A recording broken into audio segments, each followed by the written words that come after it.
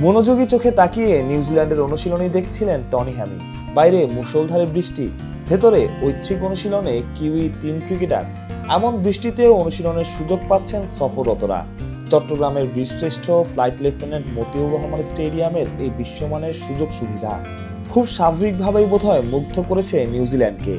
Bat বলের শব্দ যেন বৃষ্টির শব্দকেও ছাপিয়ে যাচ্ছিল সাগরিকার ইনডোরে। হ্যামিংয়ের এই মনোযোগী চোখে অনুশীলন দেখার আরও একটা কারণ আছে। সচরাচর এই ইনডোর ব্যবহার হয় না। কিউই ক্রিকেটারদের সুবাদে ইনডোরের তালা খুলেছে। এই বৃষ্টিতে যেখানে অনুশীলনের সুযোগই ছিল না, সেখানে নিউজিল্যান্ড ইনডোরের এই সুযোগটাই লুফে নিয়েছে। নাছোড়বান্দা বলা যায়। তাদের মধ্যে ছিল সন্তুষ্টি। থাকাটাই কি স্বাভাবিক না?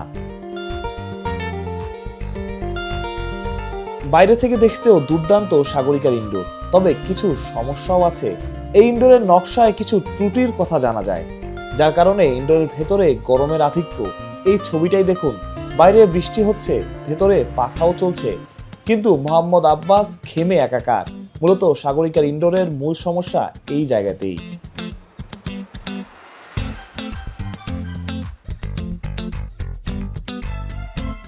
অস্ট্রেলিয়া থেকে টার্ফ এনে এই ইনডোরে বসানো হয়েছে গত বছর।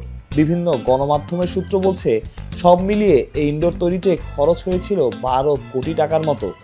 2019 সালে স্থাপিত হয়েছিল ভিত্তিপ্রস্তর, 2023 সালে উদ্বোধন। চোখ আটকে যাওয়ার মতোই একটা স্থাপনা, অথচ ছোট কিছু সমস্যায় বাধা হয়ে দাঁড়িয়েছে।